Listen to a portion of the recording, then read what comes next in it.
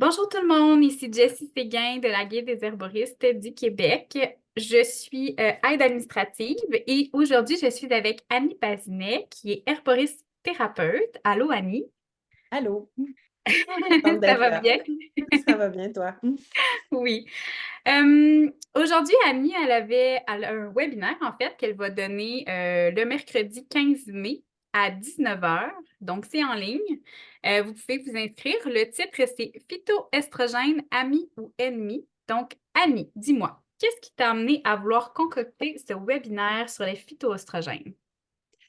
Merci pour cette question. Donc, pourquoi j'ai concocté ce webinaire? Ça se veut vraiment quelque chose d'un peu plus avancé. Donc, peut-être quelque chose plus pour les herboristes, les naturopathes, les gens ou les gens qui ont peut-être un bac en sciences de la santé déjà à la base, ça va te donner plus d'informations là-dessus parce que ça prend quand même un petit background pour comprendre là où est-ce qu'on s'en va. Euh, donc, c'est ça. Phytoestrogène, je vois des gens qui ont peur des phytoestrogènes. Euh, Pourtant, dans mon quotidien, c'est comme moi, je suis végétarienne depuis un moment déjà. Et dans l'alimentation végétarienne, il y a beaucoup de phytoestrogènes. Et je suis quelqu'un qui a des problèmes hormonaux, si on peut le dire comme ça. Pas des gros problèmes, mais c'est comme les SPM, ça a toujours été un enjeu pour moi. Et ce que j'ai constaté, c'est que ma santé s'est améliorée une fois que je suis passée au végétarisme, malgré qu'il y ait des phytoestrogènes. Donc, j'ai une approche nerd aussi dans la vie, dans l'herboristerie. J'aime ça faire de la recherche, j'aime savoir le petit détail. Donc, j'avais envie d'expliquer les phytoestrogènes aux gens, c'est quoi, plus en Ah, détail. ben oui. Puis parlons des peurs. C'est quoi les peurs que tu voudrais démystifier, que tu entends souvent ou qu'on entend souvent à propos des phytoestrogènes, justement? Ben, il y a des peurs qui sont justifiées et il y a des peurs non. Euh, en rémission de cancer qui se font dire ne prends pas d'aliments à phytoestrogènes, c'est relativement justifié par rapport à ce qui était connu des phytoestrogènes. Euh, mais c'est peut-être pas si pire qu'on le pense en fait. Donc, j'espère amener un petit peu d'eau dans le vin à ce niveau-là.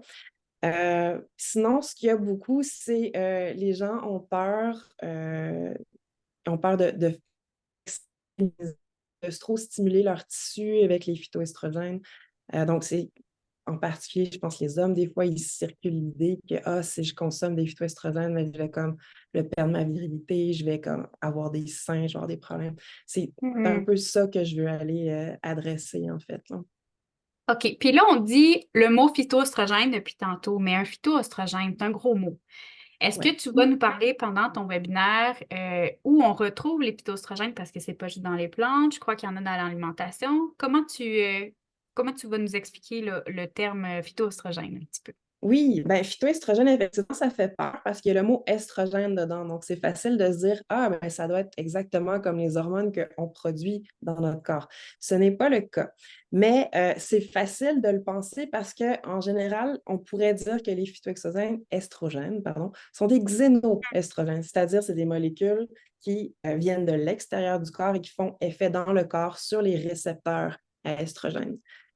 Puis ça, il y a beaucoup de documentation qui sont sorties sur les perturbateurs endocriniens qui sont des xénoestrogènes, souvent d'origine synthétique chimique, et qui, eux, peuvent avoir des vrais problèmes associés avec la fertilité, les tissus qui ont des récepteurs à estrogènes, androgènes. Donc, c'est vraiment plus ça, c'est comme d'aller démêler cet aspect-là aussi. Est-ce qu'un phytoestrogène, c'est un perturbateur endocrinien? La réponse, c'est Super. non. Fait que tu vas aller plus loin dans notre compréhension des phytoestrogènes au niveau de l'alimentation, mais au niveau des plantes aussi. Fait que ça, c'est super intéressant. Comment ça se traduit, tu crois, dans une pratique de thérapeute? Comment on peut venir appliquer ça par la suite? Oui, ben, ce qui est intéressant, c'est qu'on a du choix en tant que thérapeute. Puis il y en a à plus d'endroits qu'on pense des phytoestrogènes. Donc, ça serait ce qu'on va faire ensemble pendant le webinaire, c'est on va voir c'est quoi les molécules les plus fréquentes, autant de façon alimentaire que de façon plante thérapeutique.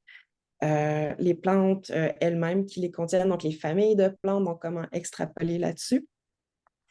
Puis aussi les approches éthiques en clinique, c'est ce qu'on va voir parce que c'est du cas par cas, puis c'est important de respecter la personne où est-ce qu'elle est tout en offrant de l'éducation.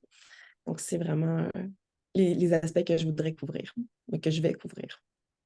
On voit que tu as fait beaucoup de recherches, c'est vraiment intéressant. Alors, pour ceux qui aimeraient s'inscrire, le webinaire Phytoestrogène, amis ou ennemis, qui sera enseigné par Annie Bazinet, sera mercredi, donc je répète, mercredi le 15 mai à 19 heures. Donc c'est de 19 à 21 heures, c'est en ligne. Vous pouvez vous inscrire sur le site web de la guilde. Si vous avez des questions aussi, vous pouvez nous écrire au info@guildesherboristes.org. Alors, je vous souhaite une belle rencontre avec Annie. Bonne journée!